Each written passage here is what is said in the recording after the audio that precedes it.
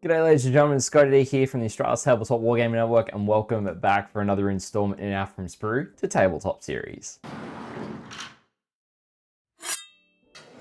Alrighty ladies and gentlemen, welcome back to the ATWN once again for another installment in our From Sprue to Tabletop series, where we talk about the hobbying side of miniature wargaming and how you are able to get your miniatures to the tabletop fully painted, fully based, and in a timely fashion.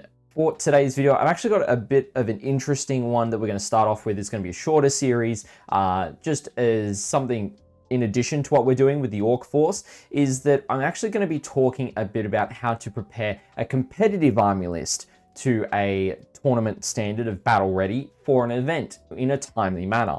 And so that's basically what we're going to be talking about in today's video, is getting that all done nice and ready to go. But before we jump in to the meat and potatoes, I want to thank everyone who has been supporting us here on YouTube as of late, whether you've been liking, sharing, commenting, subscribing to the channel, watching the content. It's all greatly appreciated, guys. So now, as I was saying in the short part of the intro, we're going to be looking at how to get a competitive army list, or an army list in general, painted up to a battle ready standard for an event or a tournament or a games night or a game day or whatever event you're heading to. Now for me, what I actually did in our latest video, which is in our competitive focus series, I went through my Deathwatch army list, and majority of it is painted. And you know, there is a clip in that actually goes through what I need to actually paint to get it battle ready, which I was meant to include in this video, and I forgot to remove it from that video. So I completely scuffed that up, which kind of sucks.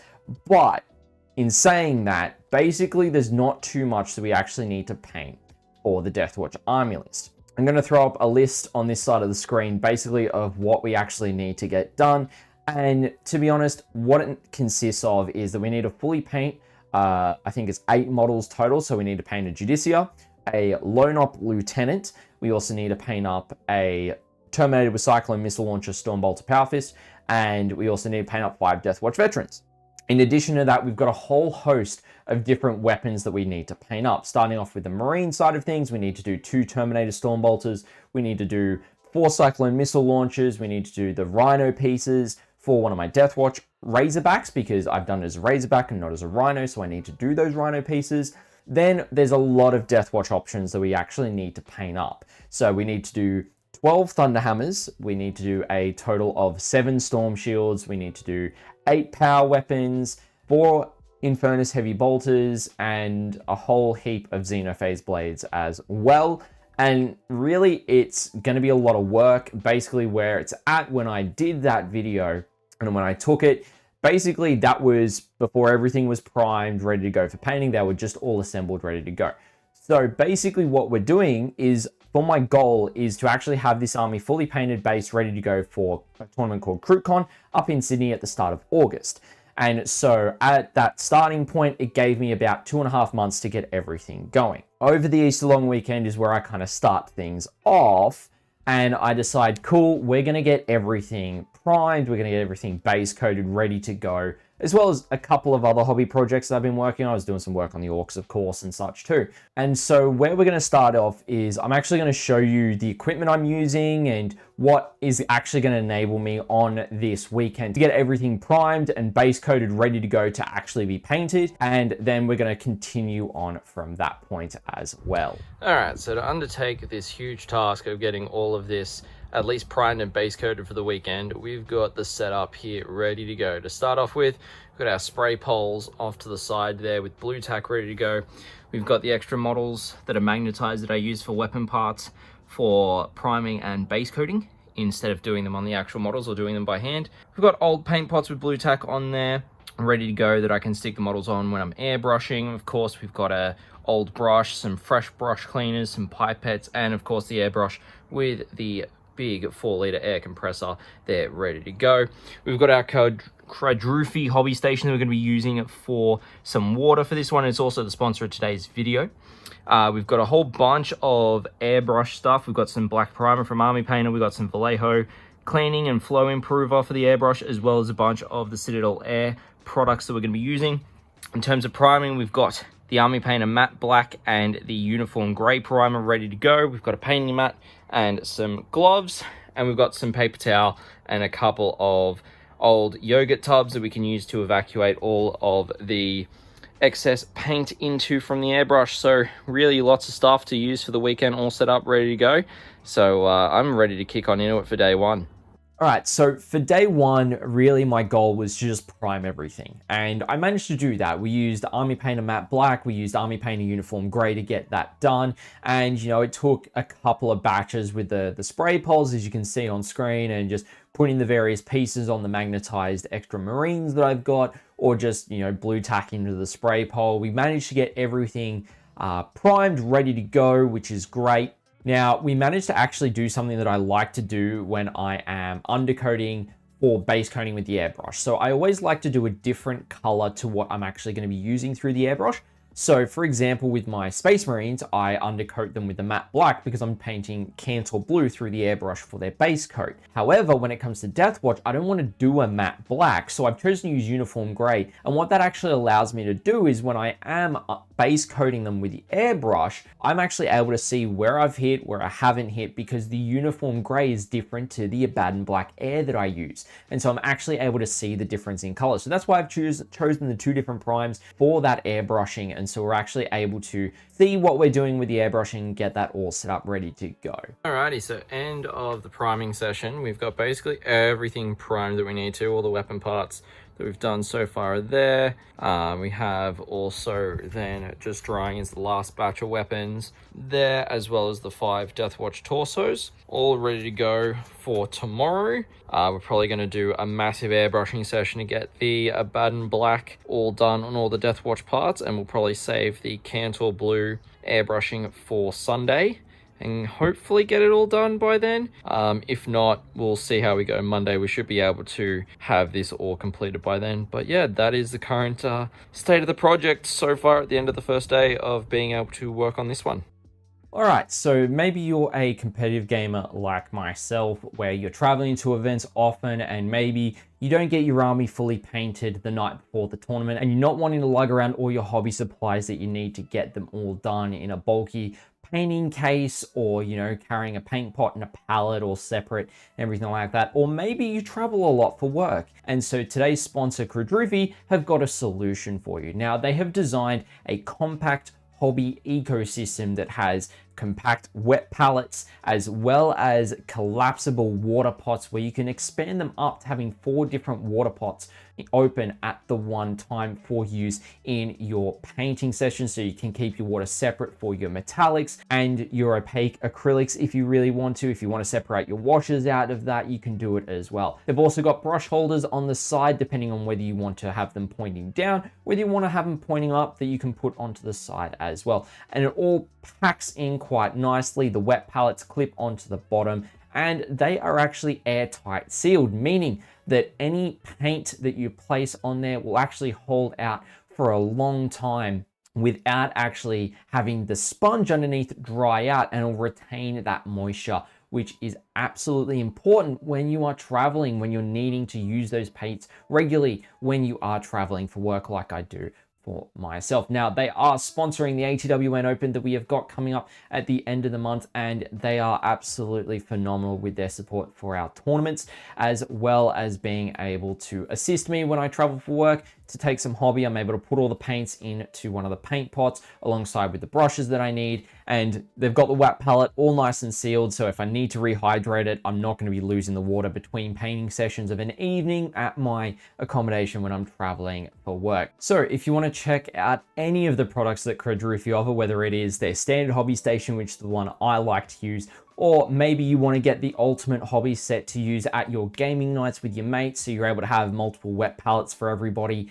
Or if you're just looking for a small compact wet palette to take with you, and maybe a small water cup, then check out Krydrufi via the links down below. They've got some great products there. And if you use our link along with the Krydrufi-ATWN code, you can actually get 15% off your purchase, and it is an affiliate link, so it will help us here at the ATWN as well. So make sure, if you're doing so, to use both the link and the code Krydrufi-ATWN to ensure that that does come back to us if you are wanting to support us through that. And a massive shout out to Krydrufi for not only sponsoring today's video, but also the ATWN Open happening on the 24th and 25th of May later this month. So unfortunately, at the start of day 2, whether I didn't record it or I recorded it and I'd accidentally deleted it, I actually didn't do a day 1 preview of what we were trying to get done for the day. Now, this was Easter Saturday.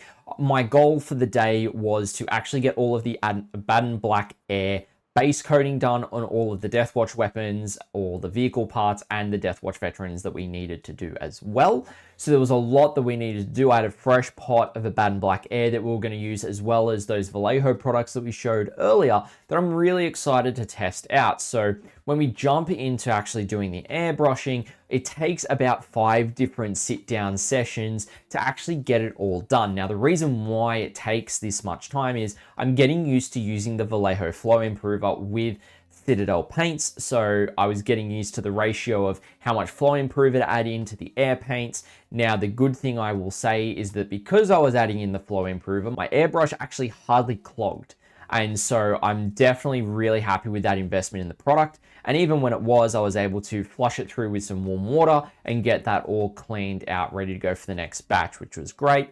And so over time, you know, as I'm getting that mixture correct between the flow improver and the Baden Black Air, just getting that going, getting the coats down on the various pieces slowly. And, you know, maybe I do 2 passes, getting nice, clean, flat Baden Black done on the pieces, or maybe I need to do 3 coats to get them all nice and solidified, but that's okay if that's the case. I wasn't particularly fussed. I just wanted to get it all done today. Alright everyone, so that's probably the amount of work I'm going to be able to get done today in terms of the airbrushing, but we did absolutely smash it out. We got all the shields done, we got the 5 Deathwatch bodies, all the hammers, we got all the power weapons, the Infernus heavy bolters, more shields, and then all of the Rhino parts as well, which is great. We don't have as much that we need to do tomorrow in terms of airbrushing, which is good, which means we're actually on track to have this all done before Monday, which I'm really excited about. So that's probably going to be it for the work formally for today. I'll do some prep work for tomorrow just so I'm all good. I've got to strip down the airbrush, give it a good clean, and we'll go from there this evening, and we'll see if we can get this all done tomorrow. But yeah, that's the progress at the end of actual painting work on day 2. Alrighty folks, so we're here, day 3, Easter Sunday. Happy Easter to all those who do celebrate Easter, like myself. And today, we're not going to do too much airbrushing. We've just got the Lone Op Lieutenant, we've got the Terminator with Cyclone Missile Launcher, then we've got 2 Storm Bolters for some Terminators, and then the other 4 Cyclones. That is basically all we're needing to do with Cantor Blue today. We're going to get it over and done with pretty quick, which is going to be good, and that means I can then spend some time on some other projects. But I'm all reset, airbrush is all nice and clean, ready to go for Cantor Blue. Let's get it done. Alright, so as I've just said, day 3, Easter Sunday. I've only got a little bit of time here because generally Sunday's my family day. And so I've only got about half an hour to an hour that I really want to be working on these parts. And so I actually managed to preset it up the Saturday night, have it all ready to go. So then I'm able to just get water, get the airbrush flowing, and get going. So the Cantor Blue through the airbrush, now that I know the ratio that I'm looking for with that flow improver, worked wonderfully. So I was able to actually get all of the airbrushing done in relatively quick time, which is great, particularly considering I was doing 2 coats. So I was able to get it done. It was a relatively warm day, so it dried relatively quickly, meaning that I could get that second coat done relatively quickly after that first one, enabling me to wrap it up pretty quickly. Alrighty folks, so in less than 20 minutes, we've been able to get all these guys base coated to a sufficient standard, which is good. We did 2 coats on all the parts and only 1 coat on the Terminator and the Lone Op Lieutenant. I think that's all we needed on those when I had a look. So that's all good. So we were able to smash those out, and that is actually going to be it for where the progress is at for the comp list. Everything's base coated, ready to go for actual painting now, which is really solid. And we'll have a full army shot in a little bit here. Alrighty, so end of day 3, we've actually completely base coated everything for the army, which is great. I'm really happy with the progress we made over the Easter long weekend, which was about a month ago now. Since then, I've actually done quite a bit more progress, and I've been able to tick off a few more things by actually getting pieces fully painted, which is great. So to start off with, I've been able to fully paint the storm bolters for the 2 terminators that I needed, which is awesome. We've been able to do the 3 xenophase blades that I needed to do, which is great. We got them done and smashed out pretty quickly. And then in addition to that, I've also been working on and got completed 4 of the power weapons. So that's 4 out of 8 power weapons fully done as well. And I've also started working on the Judiciar. He, at this point in time, he's actually up to being ready for washes and highlights and basing, and not too much more work to go on him. Whilst also working on some of the storm shields. I've got 4 on the desk at the moment out of the 7, which is great. And so really, I'm just trying to chip away at these various things. So basically, you know, we're about halfway through May. I've probably got about 10 weeks or so now at this point where I want to get it done. So we've got the entirety of June, entirety of July, and about half of May remaining, which means that I really need to get a crack on. So that's kind of where things are at with the Deathwatch army list so far, which is looking really good. I'm really happy with its overall look with things that are completed. And I'm going to, of course, you would have seen some photos pop up on screen as well of the completed parts that we've done. And I'm really excited to continue finishing off pieces for this army as we keep on going towards that goal of being battle ready for this tournament coming up. Now, when you're doing a batch painting job or you're painting an army like this, it's always important to list out what you actually need to do, like I've done. And what it will allow you to do is to know, okay, what's my time frame? What is the event that I'm aiming to play at or have this army done for, or this, you know, games day or game with one of my friends or regular league that I participate in, and when I need to have that done for paint judging and things like that. But also it gives you a bit of a time pressure. It means, okay, cool, I've really got to focus on getting this list painted and all good to go. So that's really why I've put the limitation on myself. Cool, I've locked in the list for the most part. And then what we're going to do is just try and get everything painted, which is going to be a decent slog to get there. But I'm really excited. You know, we've been doing it on our regular hobby streams and such as well.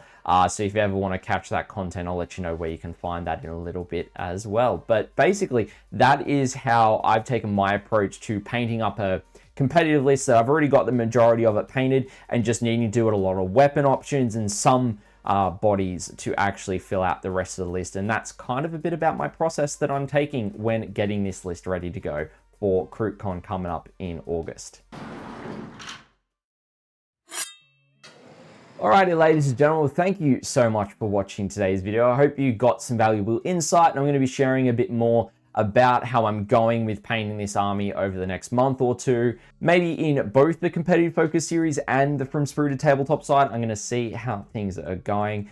But if you did enjoy today's video, feel free to hit with a like. If you have any feedback or any comments you'd like to add, please let us know down in the comment section below. And if you do want to catch more content from us here at the ATWN, feel free to hit that subscribe button, turn on that notification bell, so you'll be notified as to when we are releasing more content on the network. Also want to give a massive shout out to today's sponsor, Krydrufi. Really awesome to start working with these guys. Really looking forward to having them on board as a channel sponsor.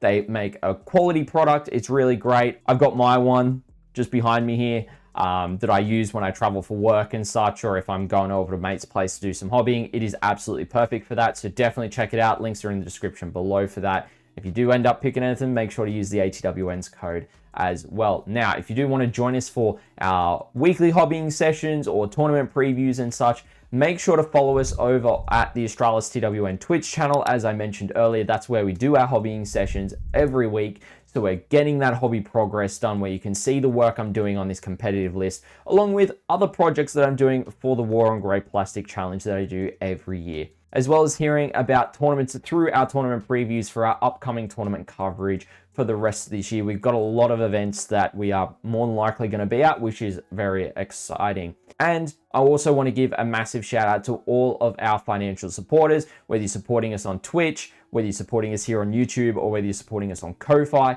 All of your financial support is really greatly appreciated, as it goes towards covering the cost for the business, whilst also enabling us to improve the quality of our tournament coverage and the equipment that we have access to do so. But that is it for today's video, ladies and gentlemen, and I'll catch you in the next one.